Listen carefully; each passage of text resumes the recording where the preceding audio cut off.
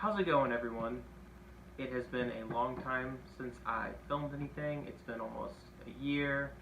Um, but anyway, I'm just going to jump right back into it. I personally build systems and sell them on, Facebook Marketplace, OfferUp, LetGo. So that's kind of my niche where I fit into everything. Over the last year and a half or so, it's been kind of the period that I've really done this. I think I've sold upwards of probably 50. I have an exact number, but I'd have to get my stuff out. I might put it in post, but I've sold a lot of computers over the last year and a half. Without further ado, this week's build is a little fun.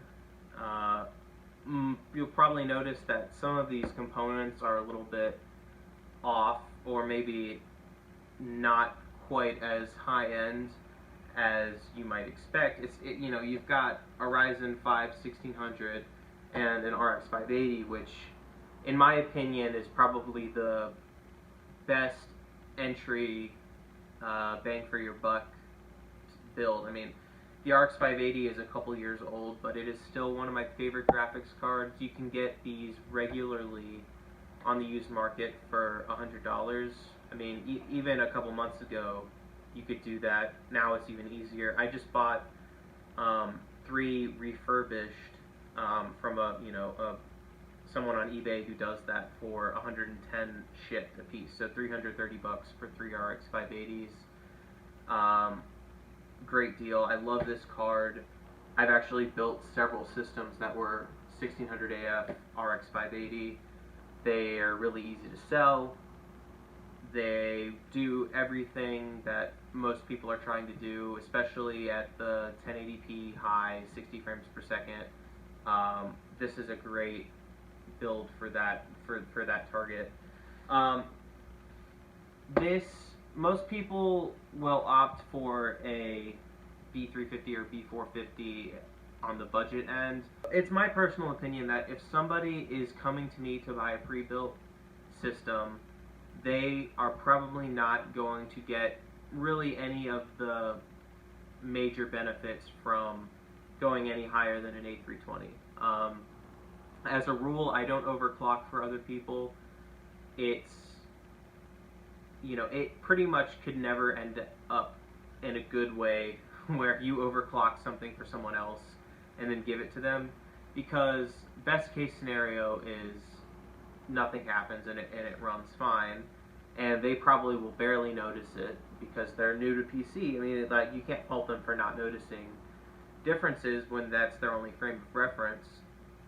But what's more likely to happen is at some point they're going to find a game or program that pushes their system to their limit, and they're going to start getting crashes, and that not only reflects poorly, that not only is a bad experience for them, but it reflects poorly on you. And even though it's usually a pretty quick fix to get rid of an unstable overclock, that's not something that the type of person who's buying a pre-built is likely not going to be able to deal with that. So, all of that being said, kind of a wordy way of saying, as a system builder who builds to sell, the A320 is a capable motherboard, especially with the 1600 AF. Most people who are buying these don't need anything better than this. This is, I've used this particular A320 several times, never had any issues. It's a good motherboard, and it is about $55. You can't really beat that. And then you'll notice I might get the most crap for the power supply and the RAM. The RAM is, these are 2 8-gig sticks, 2666 megahertz RAM, DDR4 from VColor. VColor is a little bit less known RAM company. They're really just starting to sell RAM in the US and en masse. I have used the Skywalker Prism 3200 megahertz kit, and I was blown away at the value of that RAM. The RGB is not just tacky; it's really nice on that kit. and I mean it's RAM. It works at the advertised speed.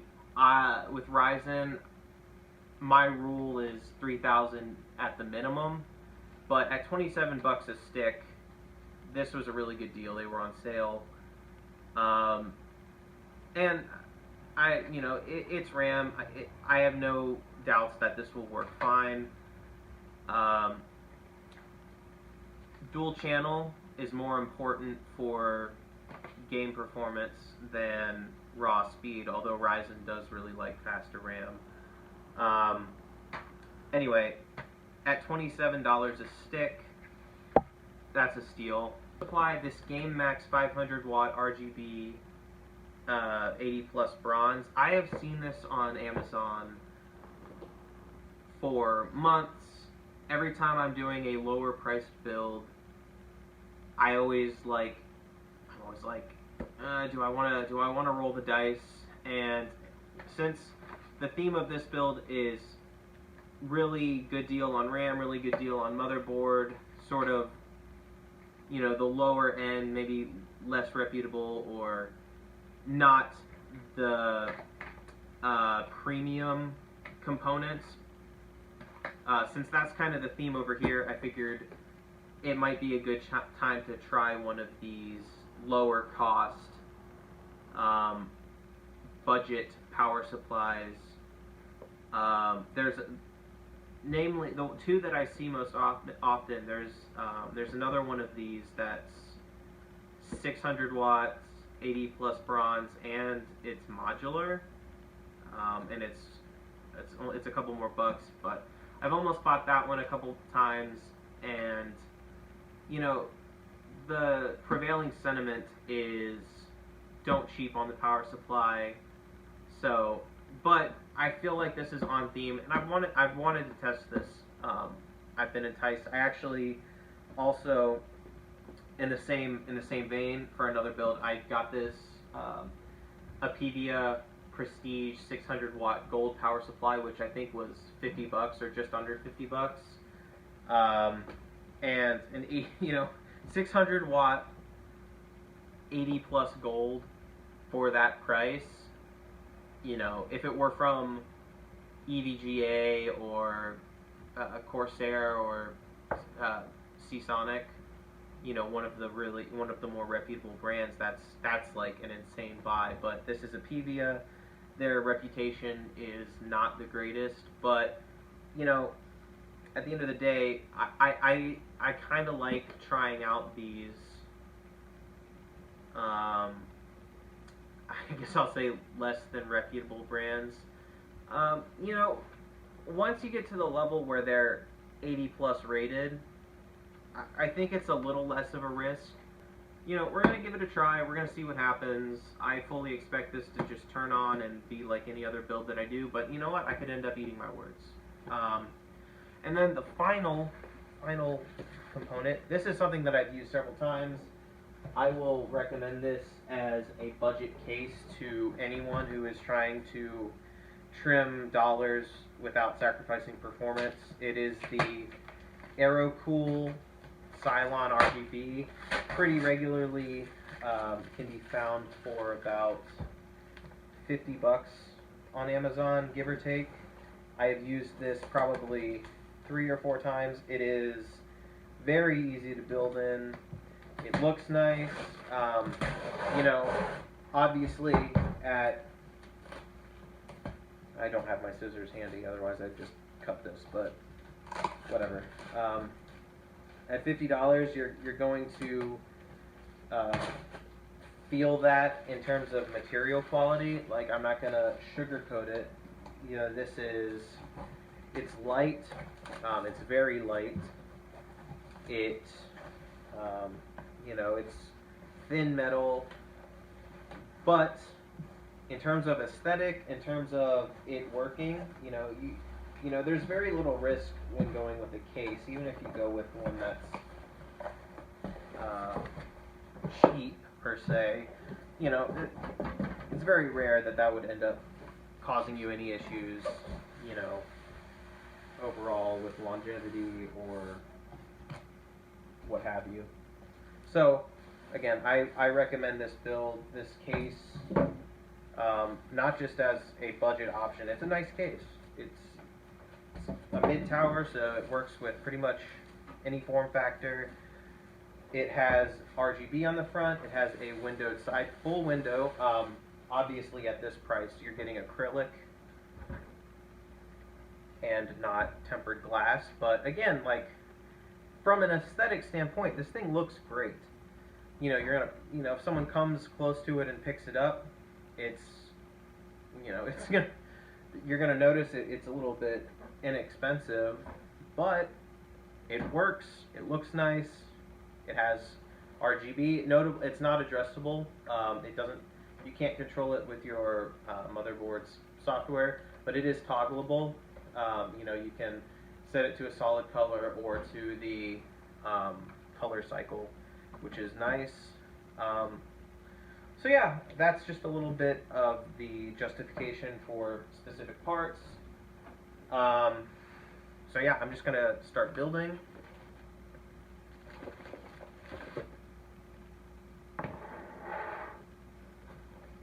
Alright.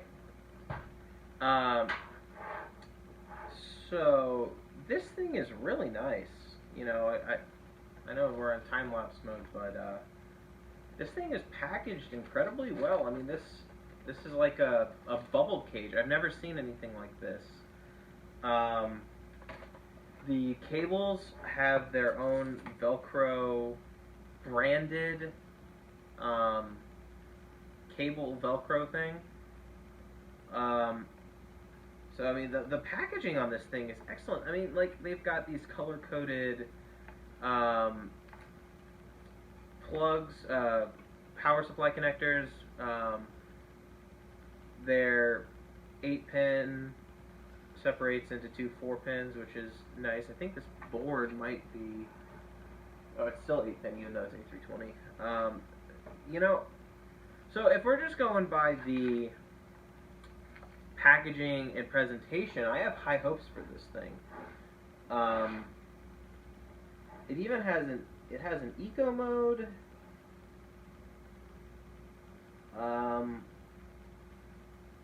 Yeah, so I mean, this thing passes the eye test definitely. Since this is an RGB power, so normally I opt for having the fan blowing out the bottom, but it's got RGB. I'm gonna have the fan going out the top for a change. Anyway, I'll get back to the time lapse, but this thing looks nice. What that says about its performance remains to be seen, but they definitely care about the image of this thing, and so far so good. Oh, side note with this case, because it is lower budget, it has these the openings on the side for your GPU. They are punch outs, non-reusable, and it is possible to get them out while your GPU and motherboard and everything is inside, but it's a little bit harder, and I recommend just using to just figure out which slots you need. It's usually, if it's a 2-slot card, odds are it's going to be slots 2 and 3 that you're gonna have to punch out. So consider doing that before you put the motherboard in, because otherwise, you run the risk of having to rip out these punch outs and having them take out a capacitor or something, or scratch the PCB or your video card. So better safe than sorry. I say that with the full-on experience of forgetting to do that on 2 separate occasions with this case. So nothing happened, nothing bad happened because of it. It's just a good reminder. For the most part, everything is where it needs to be. I just need to route these front panel connectors, put the GPU in. I also, you may have noticed, I did not show off the storage solution at the beginning, so I'm going to grab what I'll be using for that right now. Storage solution for this is going to be a single 600 gigabyte Intel SSD. I believe these are 3 gigabits per second, not 6 at SATA speeds. However, it is still an SSD. Don't really think there's any justification for building a gaming PC and not having one of these.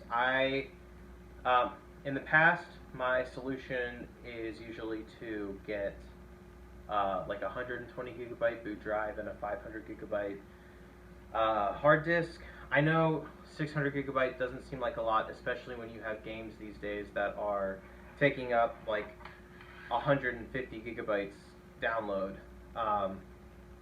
But upgrading storage is one of the easiest things to do for a new PC person, and the goal with these is to get someone out the door with somebody that is going to be ready for anything when they get it home. You'll be able to put several games on this before needing a backup. So yeah, that is kind of the rationale. The reason this wasn't new in box is because I have someone locally who I buy these in bulk from.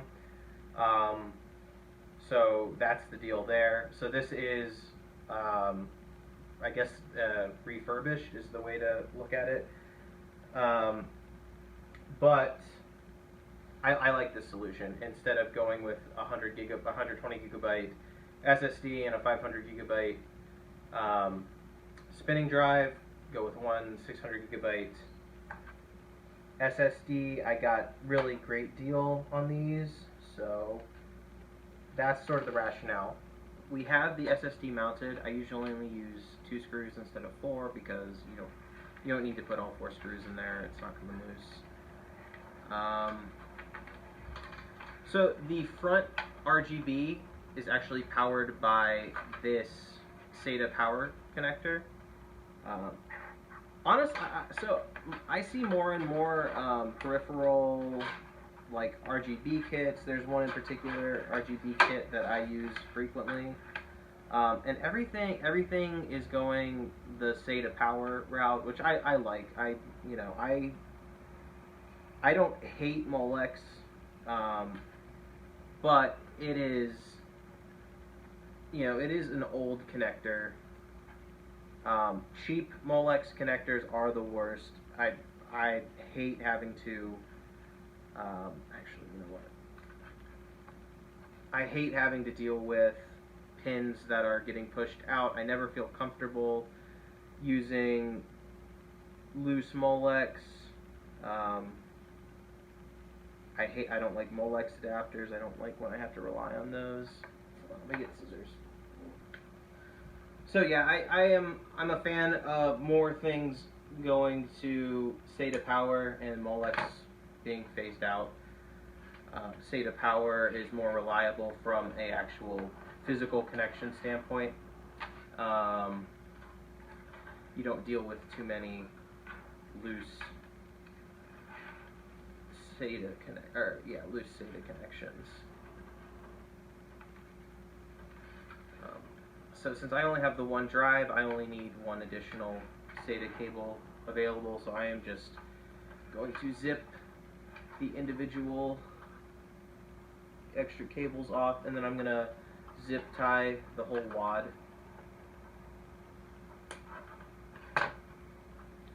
Keep it out of the way. So before I get back to the time lapse, this case has some really nice features. It's nice almost in the sense that it's looking further back at older hardware, but this has a USB 3 header with a built-in USB 2 motherboard connector, I guess in the event that you're using this case with an older motherboard that doesn't have a USB 3 header, so it's got, it makes it so that you don't have to go out and buy an adapter. I mean, and if you're building with newer components these days, you're gonna have a USB 3. But I mean, that's still, you would expect less flexibility out of something at this price point, not more flexibility. So, that's always that's definitely a plus for AeroCool. That is pretty much it. This case is incredibly easy to build in because it doesn't have a ton of bells and whistles. That really just means you have fewer cables, less to manage. So I'm gonna get this put back together. Really shouldn't be putting panels on until I have tested that it powers on, but you know what? We're living dangerously. Alright. I just have it hooked up with CDI because that is the only connector for this monitor that will work for here, so here we go. Switch on.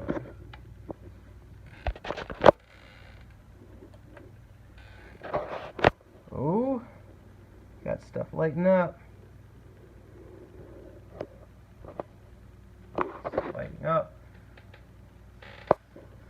Monitor, let's see.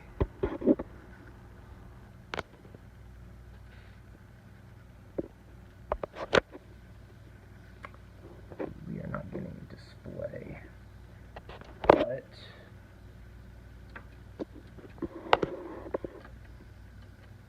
oh, there we go.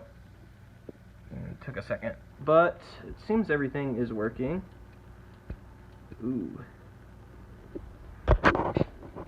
Look at those RGB effects. Well, this is more effects than I remember. It's pretty cool. Go through the solids. I usually, when I'm taking pictures to post on marketplaces, I just go with that.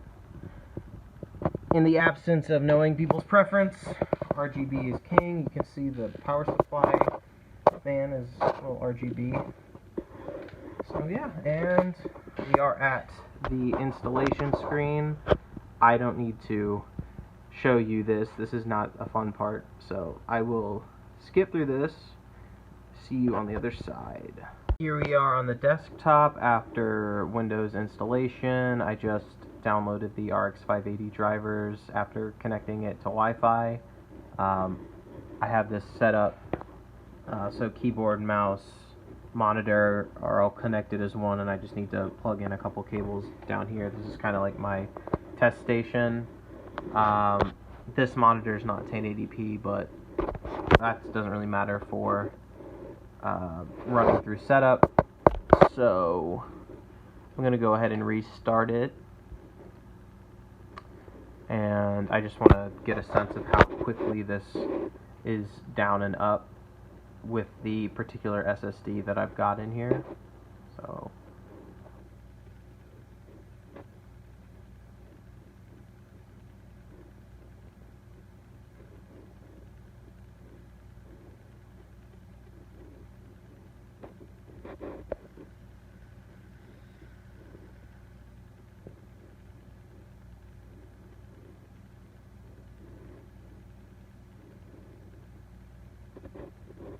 pretty quick.